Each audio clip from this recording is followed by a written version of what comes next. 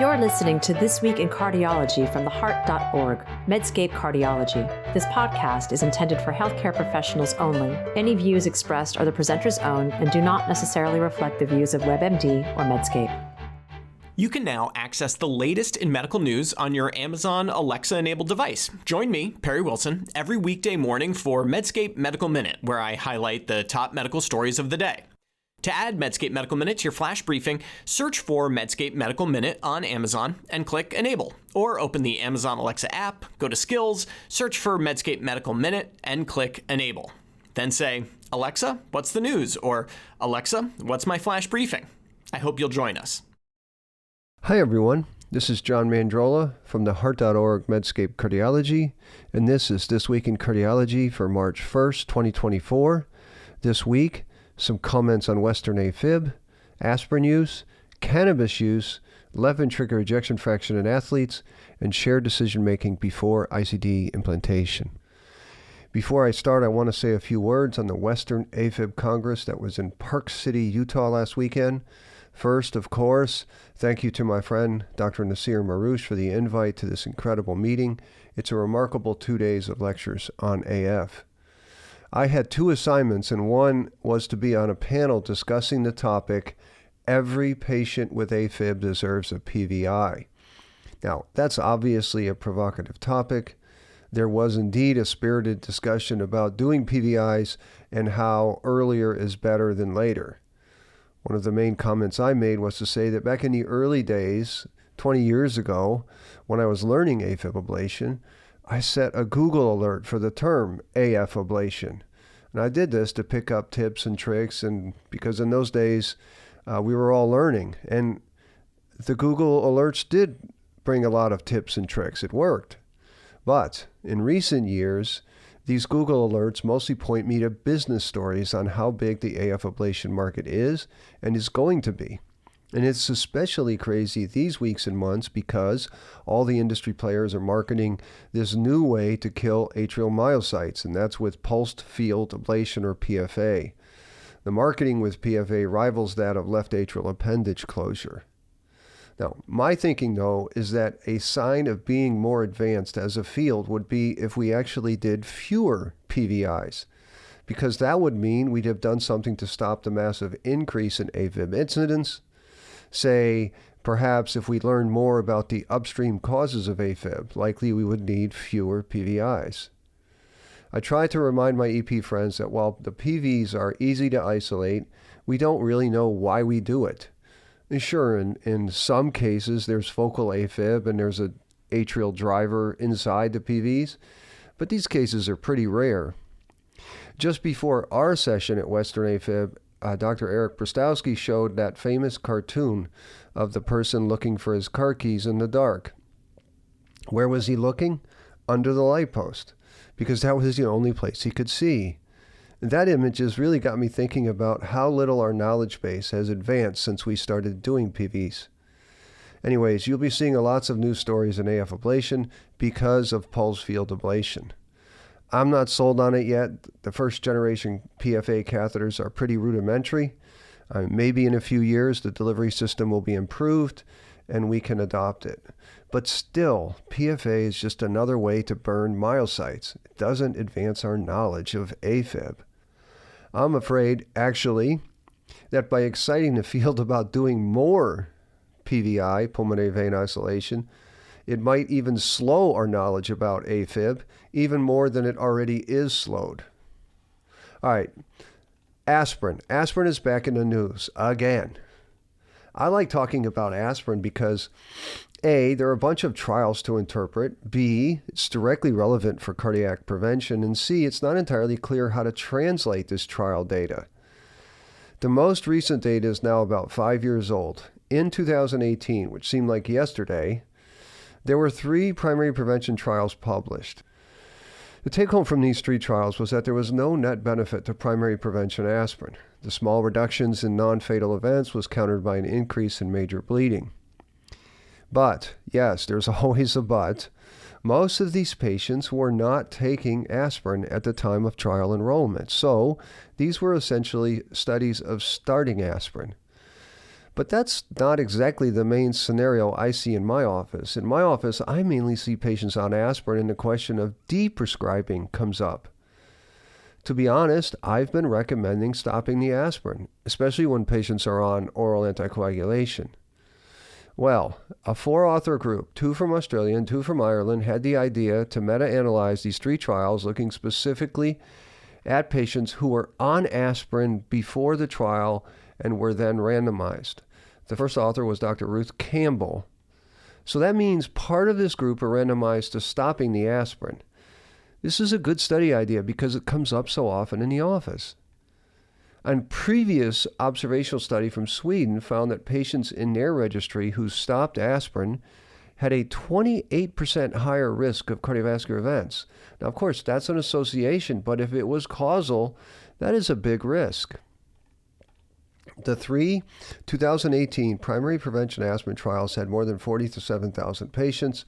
About 15%, or about 7,000 patients, were taking aspirin before enrollment. Now, of note, we're actually only meta-analyzing 2 because the ARRIVE trial excluded patients on aspirin. So these 7,222 participants provided a chance to evaluate outcomes based on randomization to continue or stop aspirin among baseline users of aspirin. The authors were able to get the source data from the authors of Aspirin and Descend, and the main findings were that yes, when they compared CV events to the 3,500 aspirin users randomized to placebo, that is, stopping the aspirin, versus those randomized to continuing the aspirin, there was a 21% higher risk in those stopping the aspirin.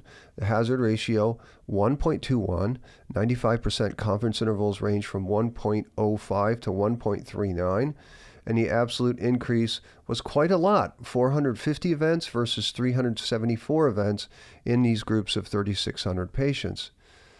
The risk for major bleeding was not significantly different in the aspirin stoppers versus the aspirin continuers. Hazard ratio was 0.86, and the confidence intervals went from 0.68 to 1.10. So my comments, this is provocative data, isn't it? A 21% risk increase is a lot. This approaches the Swedish observational data. And there was not a huge harm reduction in terms of less bleeding. Now, before we go further, we should say that all meta-analyses are basically observational studies. This is indeed an exploratory analysis.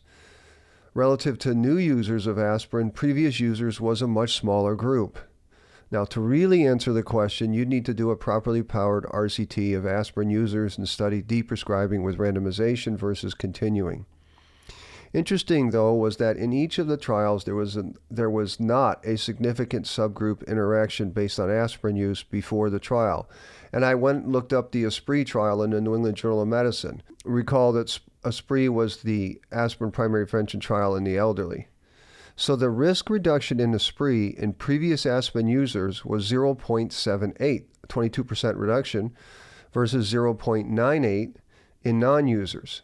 The P for interaction did not reach significance because of the low numbers, but again, that's a 22% reduction, and it's similar to the findings of the meta-analysis.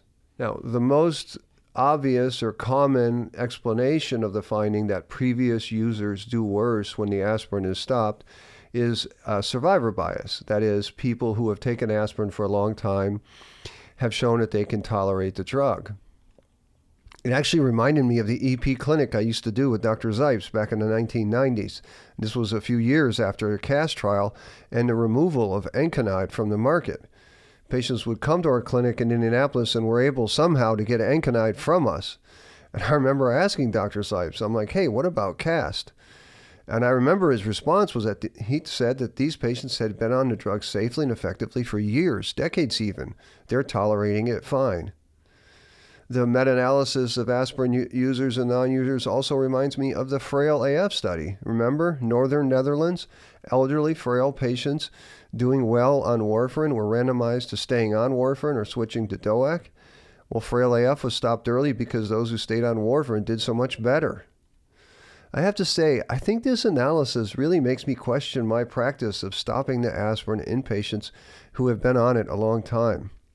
Let me know what you think, but Looking harder at this study makes me less certain about my deprescribing practice. Wait, isn't that almost always true? That is, a deeper look at evidence always makes us less certain than more certain. All right, cannabis study. The Journal of the American Heart Association has published a study correlating cannabis use and cardiovascular outcomes. The top-line results were that cannabis associates with higher rates of cardiovascular events. More than 100 news sites have covered the study. Pediatric News had the headline, quote, "It sure looks like cannabis is bad for the heart, doesn't it?" And this paper even made the Today Show, which is a big deal. Veteran journalist Sue Hughes, however, writing for the Heart.org Medscape Cardiology, had excellent coverage. Her first sentence included the top-line results, which is normal, but her second sentence started with the phrase, quote, "However, the study has many limitations." Indeed, this is true. Here is what the four authors did. They used data from the Behavioral Risk Factor Surveillance Survey from 27 American states. I didn't know what that was, so I looked it up. This is a telephone survey conducted by the CDC in which they call Americans and ask them questions. Everything is self-reported. Cannabis use is self-reported. Demographics, age, weight, and get this, even cardiovascular events are self-reported. As in, they ask people, have you had a stroke, MI, or coronary heart disease? Then they formed three groups of cannabis users: non-users, non-daily users, and daily users. Then they did correlations. They did some minor adjustments, such as smoking, self-reported, of course, age, weight, diabetes. They did not know blood pressure or lipids or really much else. They reported that cannabis use associated with a higher rate of cardiovascular events. The odds ratio for a composite of coronary heart disease, MI, or stroke was 1.28, or 20% higher for daily users versus non-users. Elevated risks were also seen regardless of smoking. There also seemed to be a dose-response curve, meaning more cannabis, more risk. The authors list 7 limitations, but they still make strong conclusions, and the senior authors told journalists that, quote, cannabis has cardiovascular risks. And their clinical perspective in the journal reads, quote, patients should be screened for cannabis use and advised to avoid cannabis to reduce their risk of premature cardiovascular disease and cardiovascular events. My comments. This is an extremely weak observational study. It's all from a phone survey, like everything. For instance, when I look at their main table, it looks like cannabis is highly protective in those who drink alcohol. The odds ratio here was 0.72, with confidence intervals going from 0.64 to 0.81. So should we tell people who drink daily to take cannabis to reduce their cardiovascular risk? Of course not. This study is fatally flawed because people who smoke cannabis are different from those who do not. Not only that, how about people who would talk with someone with the CDC versus those who would hang up? Do you really think that data derived from a CDC phone survey in people who smoke weed every day is going to provide reliable data? Now, if I had to put a bet down on cannabis, I'd suspect that daily use is likely not a net positive for any health, but studies this week are not the way to sort out this knowledge. I saw someone online say, isn't this the way we found out that smoking was harmful? And I would answer, not really. Causation in smoking fulfills many of Bradford Hill's criteria. Cohort studies showed a consistent relationship or correlation. There was a strong dose-response curve, and cessation of smoking reduced risk. And the plausible mechanisms are there, such as platelet aggregation and endothelial dysfunction. The thing that bothers me about cannabis, scientifically that is that because it has been a banned substance, we have had very little data on its potential benefits and harms. Hopefully, with decriminalization in many areas, we will learn more, but not from these sorts of methodologically weak studies. And finally, I will say this again, and I say it so often, every time authors do such a study, and a journal publishes it, and health news sites mindlessly cover it, all for attention, trust in medical science diminishes. The one exception we have here is Sue Hughes from the Heart.org Medscape Cardiology, so good on her. All right, next topic is low ejection fraction in athletes. Circulation has published an interesting paper in December of 2023 on sports cardiology. It is this matter of seeing a slightly low EF in highly trained athletes. I missed this paper, so I'm reporting on it now. I see a fair number of athletes, so I've seen this phenomenon and I don't know what to make of it. I often have the athlete do a bunch of push-ups before the echo because getting their adrenaline up or exercise seems to improve the ejection fraction. But still, why would an elite endurance athlete have a measured left ventricular ejection fraction of, say, 46%? Well, a group of Belgian and Australian investigators have published a very nice study of 281 elite athletes. The authors did a battery of tests on these cyborgs, and they followed them over time. There were 7 main findings. First, 44 of 281, or 16% of the athletes, had a reduced ejection fraction on CMR. 12 with a low LVEF, 14 with a low RVEF, and 18 with both RV and LVEF reductions. However, age, sex, BMI, blood pressure, sports type, training loads were similar between the low and normal EF groups, so there were no easy clues of why this happens. Second main finding, athletes with lower ejection fraction more frequently met criteria for reduced left ventricular global longitudinal strain. And consistent with this, there was a moderate negative correlation such that lower EF was associated with a reduced global longitudinal strain. Late gadolinium enhancement, LGE, a marker of macroscopic fibrosis, was present in 16% of all the athletes with no difference between the reduced EF and normal EF groups. All 10 athletes with reduced EF had LGE in the interventricular septum at the hinge point of RV attachment. This was also the most common site of LGE in those with normal EF, but 4 athletes in the normal EF group had mid-epicardial lateral wall fibrosis.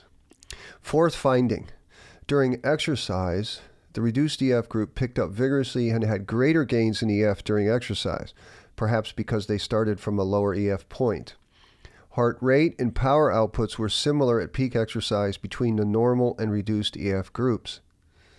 Fifth finding, as for rhythm monitoring, the reduced EF group had more PVCs, though the absolute number of PVCs per day were still pretty low. Sixth finding, genetics-wise, and I think this was the main focus of the study, the authors used a polygenic risk score, which is a constellation of gene variants associated with dilated cardiomyopathy. The goal was to determine if there was a genetic component to the reduced EF seen in these athletes. The PRS, or polygenic risk score, was significantly higher in athletes with reduced EF compared to those with normal EF. Though when graphed out, the differences to me look small. The caveat here is that I'm way over my skis when it comes to evaluating polygenic risk scores. In a multivariate analysis that included age and fitness, male sex and greater polygenic risk scores were the only significant predictors of a reduced ejection fraction. And the final finding is that during 4.5 years of follow-up, no athlete had heart failure or documented sustained arrhythmia. One athlete died from trauma, the other died of sudden death. The athlete did have an abnormal RVEF and a low normal LVEF. This person's PVC count was about 3,000 per day. He had no LGE, but he did have a high genetic risk. A postmortem exam revealed microscopic evidence of patchy fibrosis of both ventricles, and that suggested the possibility of a cardiomyopathic process. But testing of cardiomyopathy genes was negative, and he had undergone testing for performance-enhancing drugs that was negative. My comments. This is a very nice paper. First author is Guido Clayson. It's in Circulation. I'll link to it. Though it still leaves a lot of unanswered questions. It's still weird for athletes to have a lowish ejection fraction. You don't expect it. But it seems real, right? Global longitudinal strain was off in this group, and they had more PVCs. The good news, at least in this small sample, is that it does not look to be a bad prognosis. Power output is similar on exercise testing, and none of these patients developed heart failure or arrhythmias. The gene variant connection seems a bit weak to me. Yes, there was a statistically significant relationship to a polygenic risk score, but A, I don't know what that means, and B, it seems like a pretty small effect size. Now, when I see athletes with low IGFs, I can recall this study and feel relatively assured, though we definitely need more data and information. One question or thought that came to my mind, and the authors did not mention this, is that I wonder if alcohol could be a factor in some of these low ejection fractions. For instance, they cited a study of Tour de France riders from years ago, I think the 1990s, and a similar percentage had lowish EF. Do these athletes partake in alcohol? I mean, alcohol use probably isn't common in endurance athletes, but a recent story in the cycling news implicated alcohol in a very famous rider's poor performance, and cyclists are people too. So again, take a look at this study. I look forward to more information from this group. It's a really nice paper. All right, final topic is a short one. Shared decision-making in ICD use. JAMA Internal Medicine has published a research letter looking at ICD use for primary prevention after the shared decision mandate, which CMS imposed in 2018. This mandate required doctors to perform shared decision-making, and we had to use a specific shared decision-making tool, and that was before primary prevention ICDs.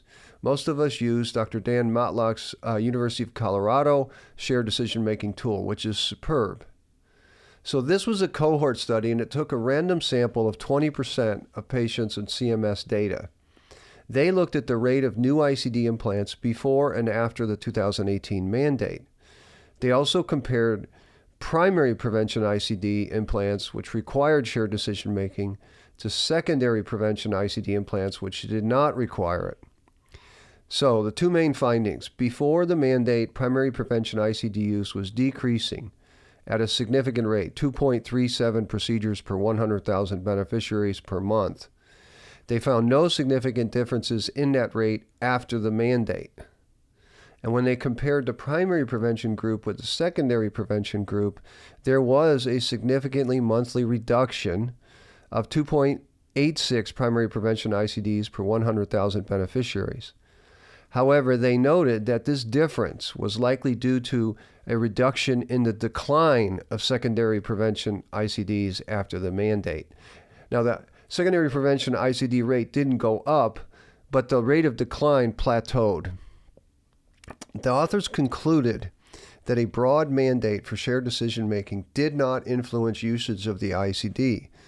They wrote that this goes against a paper published in 2013, which found an association between shared decision-making and fewer preference-sensitive procedures. The authors also commented that while they noted a statistically significant difference between primary and secondary prevention implants after the mandate, this was most likely not due to a decrease in primary prevention ICDs, but rather a quite remarkable plateau or almost increase in the rate of secondary prevention ICDs.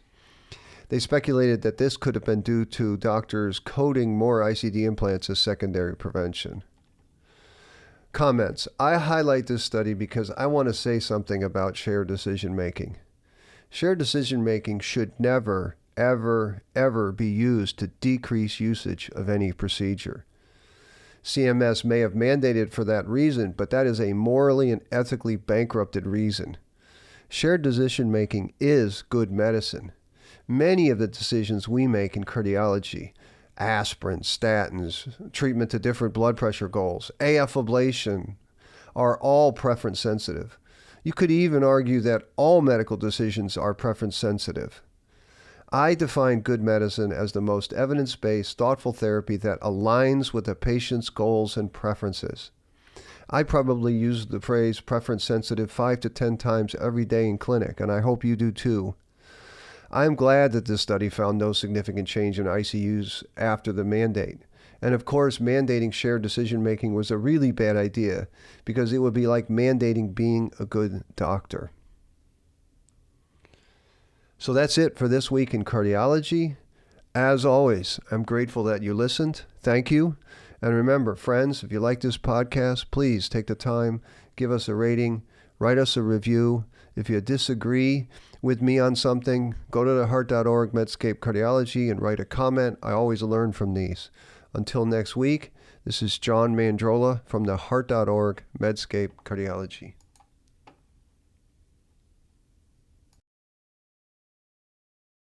And medicinal product trials versus non-medicinal product trials were more likely to have summary results, and the authors found no differences per multi-center status or industry-sponsored status. The authors summarized their findings by writing that only half of trials led by Nordic medical universities were reported in adherences to WHO recommendations.